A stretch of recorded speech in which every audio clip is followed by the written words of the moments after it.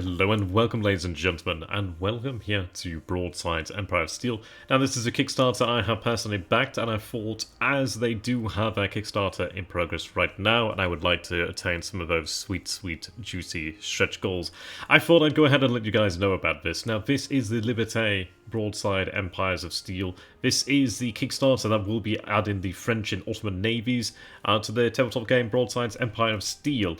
Now, I am genuinely looking forward to this. I have been following the actual project for some time now, actually. There is Ben and Andrew, and they're both great guys. You can see here, posted by Ben. And yeah, it's great. But as you can see here, I'm looking forward to the French. My little brother's a big fan of the French Navy, and I'm a big fan of the Ottoman Navy. And it would be really quite fun to have like the Goeben and Breslau taken from like the German Navy pack and have them actually used in the Ottomans, if it's not included in the Ottomans, but it may very well be. But who knows? I mean, I guess it's already part of the German pack, so it may be. So here we are, we have the 7th Kickstarter here then for Broadside's Empire of Steel, and you can see what we gain in the core pack. I have gone for the core pack myself, and I'm looking forward to it actually. You can see that we do have a number of ships over here. We have obviously destroyers, light cruisers, armored cruiser, and I guess you could say battleship and floating hotel. Looking forward to it. So you can see here then, this Kickstarter will add our 8th and 9th playable nation to the game. The others being Great Britain, Germany, USA, Italy, Austria, Hungary, Japan, and Russia. Now you can add these to the Kickstarter. I'm a little bit poor at the moment, so I can't quite afford that, but I will be hoping to amass the funds in the future to be able to gain a couple of those nations there. But as you can see here, Broadsides is a 1,500th scale naval fleet action tabletop miniature. It's a lot. I think that Victory at Sea, is maybe 1,1200 or 1,800. I don't recall there, but similar sorts of scaling actually. And they are nice models, and they are quite good size, so you will enjoy being able to paint them. And I'm looking forward to being able to paint my own when they do arrive. And we also do have a free online fleet builder. I'm going to go ahead and show you guys over here. Now, if you guys have never backed anything like this, then good job, you guys have saved quite a lot of money. But if you do want to go ahead and get invested in a World War I naval game, then it's actually fairly quick to play and has a good amount of action. I'm looking forward to this. You can be like me and get on in here. So you can see that in the actual pledge, in the core pledge, you will have the 10 French ships over here, the rulebook, the combat missions, French ship cars, the ship down deck, and ship orders. I'd imagine that would include the Ottomans as well when they are added in here. Yes, and there you go, as the Ottoman or French naval player. So you can see that we have here the 10 French ships. So we have the battleships, the Courbet, the Charlemagne, Danton, the armored cruisers, Edgar Quinet, the Glory class, the light protected cruisers of Distress, the Frant class. I'm obviously mispronouncing here, and the destroyers there as well. You do have these lovely icons. This is really good. I have a copy of General Quarters 3 that I eventually will hope to play one day, and obviously the turn-in of your ships is quite important. How they maneuver is very important. I do like this one as well. This one indicates that you are sinking, which is pretty nice. And this one is here for, I believe this one is torpedoes. This one may be to maneuver. I'm still learning the rules, so do bear in mind that I may get this wrong. But this one's fantastic. This is for smoke. And I was thinking about doing this with this one, is like painting this one white, maybe adding some, I guess you could add some LEDs in here, or something of that nature. That'd be really cool. Maybe like a candle or something. I'd have to see what I could do with that. Maybe a little LED wire somehow. And you could always like take the battery pack onto the back actually and have some like cotton wool here. And then like have the smoke be a little bit of a 3D effect with some lights. That'd be cool. So we do get to see some of the ship cards over here. So how the game works is you have the rated speed of the actual ship, its acceleration, its turn angle. So heavier ships can only turn a certain amount of degrees per turn. So you can see here they could turn 15, 30, 45. Obviously more mobile, more maneuverable ships can move and maneuver quite heavily there. You can see its target size of large, as it is a battleship, it is quite a large ship there. Now, of course, that may vary for other ships of the class. There may even be smaller battleships, but again, this one is at large. You can see here we have an evasion of 6, we have protection. So this is how much you modify the incoming damage. So protection of 1, it means you reduce the amount of damage going in there by 1 due to protection. So obviously ships that have greater protection will be able to modify it yet further. You can see that we have our primary armament over here, forward, broadside, and aft. Now, how the game works is you have... Let me go ahead and take a look over here in the actual rulebook. I go ahead and show you guys that. I've been reading through it today. Yeah, here we are. So essentially you have your ship over here, and you have your different arcs of fire. And I love this. I do love the presentation here. It's so nice. But yes, you have your arcs of fire. So let me try and find a good one here, man. So we'll call this essential. Yes, this ship's broadside arc of fire the forward arc of fire, and the rear, yes, the aft arc of fire. So you can imagine that only the guns in this arc of fire can fire in this position, so you only have that many attack dice. In the broadside, most ships can bring the most amount of firepower, so you'll have the most amount of dice here, usually anyway. Some ships obviously a little bit different, and also the forward. And I do think that's such a lovely system. So say, for example, you have here a forward fire battery there for your primary, so I believe that would be 4 shot dice. You have here 10 for the broadside, so 10 shot dice, and then with your secondaries as well. Obviously, some ships even have tertiaries, which is really quite cool. Obviously, they do drop off on the all big gun ships, but on some of the older ones, then you will see tertiaries even. You can see here the firepower, the range band, and the range band over here. Keywords, low elevation, and light, which obviously will have an impact on the rules. You can see that we also do have torpedoes, which is pretty awesome. And as you can see here, we do have a rulebook. I do love this image. It's such an iconic image. You can, of course, add boosters to your fleet. And I really, this is what I want to try to do. This is just so beautiful. And I just love the effect, just a little bit of effect here for the actual wake. Just so gorgeous. And I really want to have ships that look like this. And it's something I've wanted for a while, so I'm looking forward to this. You can see here that you can obviously unlock the Royal Navy. You can see obviously the fleet here. And this one's really cool. So this is a Titanic pack. So you get a couple of ships, but you also do get one of the, well, essentially a HMHS Britannic, which I believe was a sister ship of the White Star Line to the Titanic as well, so that is pretty amazing. And I do like how they have aircraft in the game. I think it's such a fantastic way to involve them in there. But yes, I'm a big fan of a Derflinger class. I'm a big fan of battle cruisers, in fact. I think my favourite would probably be... I do like Tiger. She was very new at the time, and I do like Tiger. But yes, you can see that we do have the German and Austro-Hungarian navies.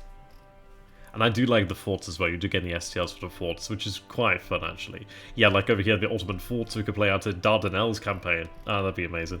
We do have the US, Italy, and Russia here as well. I will post the link so you guys can take a look.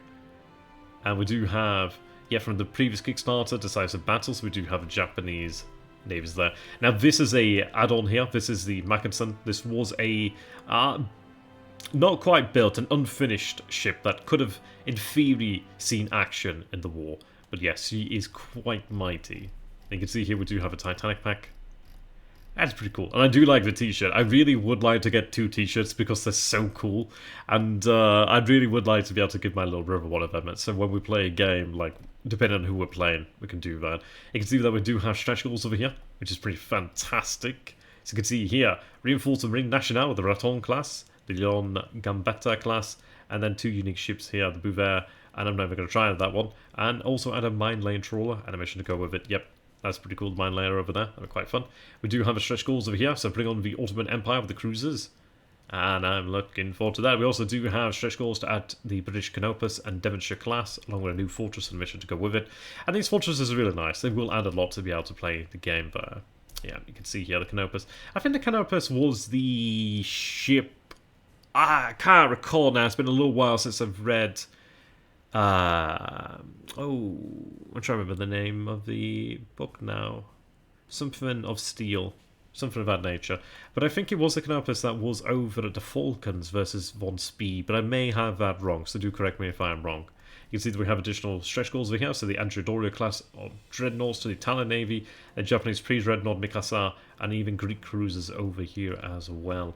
So yes, I'm a big fan of this, and like I said, I'm backing as well, and I'm hoping to get a t-shirt, so I hope you guys will consider it as well.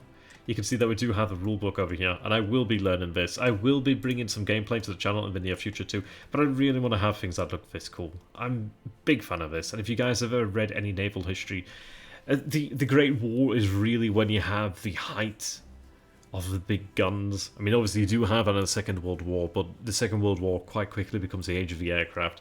This is still the age of it. Well, this is the age of the dreadnought. I'm looking forward to that. You can see here that we have on the website here for Broadside Empires of Steel, we have additions and their fleet options. So you can go through here and just take a quick look and just marvel at the actual ships. Now they are nicely detailed. Of course, this being a 1/1500 scale ship, there has to be some sacrifice on details, but I think you do get absolutely everything in there. You could always add more detail if you wanted somehow. If you're a modeler, you could even try and add in some rails there, that'd be quite interesting. But yes, you can take a look at the ships. I'm a big fan of the Russian Navy as well. I do like the Gangut class. Yes, here we go, the Gangut and the Imperator... Well, Imperatitsa? I can't remember how you pronounce it, but anyway. Our female Empress, our Empress Maria class over here. Lovely ships, and the Russians are quite interesting. I do wonder if one day they might add the Russian circular ship. I forget the name of it, but that could be quite interesting. I don't know if that might have been an older class of ship, but maybe. We also do have the US Navy over here, so we have the New York class, the Wyoming class, the Florida class, Tennessee, St. Louis, Chester class. And I imagine a number of these battleships could actually be quite handy for Second World War gaming as well, actually. As obviously I believe a number of these were still in service at that time. We also do have the Imperial German Navy, and there's some really quite awesome ones over here. Yeah, the Derfling is quite cool. Big fan of that. Oh, sorry, here's the Derflinger. Lovely. There's really nice detail here. And I'm looking forward to playing them. It's just going to be awesome to be able to print out a fleet here and just do what you want to do with them. So, yes, we do have a Japanese here. Big fan. Oh, we do have a Congo. The Congo over here, then. Yeah, before she was elongated. Or she might have been elongated. I think she's elongated after. I think she's a battlecruiser at this point, but I could be wrong there. It's been a while since I've read up there. But yes, do consider the Kickstarter. I am kicking and starting as well, so do help me out. That'd be much appreciated. I would like to see some of these Kickstarter stretch goals come to life. So yes, in the future I will be showing more Broadside's Empire of Steel, and you can see that they do have a lovely fleet builder over here, and the system is really quite fabulous. I'm going to go ahead and take a look, and let's see. Let's go with the German Navy then, shall we? So we have our option here, choose a flagship. I'm going to go ahead and choose... I do have battlecruisers over here then, so I can choose a flagship. And I do like they have quite an option here from battleship, battlecruiser, and armoured cruiser. I'm going to go ahead and choose the... I did mention the Derflinger, so I'm going to go ahead with the Derflinger. We'll go with SMS Hindenburg over here. So this is a 1917 model. You can see 166 points there. And you can see our stats. You can go ahead and actually print this out, which is pretty fantastic. So I must have more screen ships than the battle squadrons. So I'm going to screen her with some destroyers. Let's see, which destroyer would I like? Quite a lot of choice over here, then. I'll go with... So we've got 39 points over here. Yes, these are quite good. I'll go for quality, then. And I could add a couple more in there, I would imagine. I'll go for the B98. Yeah, the B97 classes. And as you can see here, we can click on, which is quite lovely. And as I said before, I do believe that you can print these out, so it's pretty quite cool. It's pretty cool, I should say.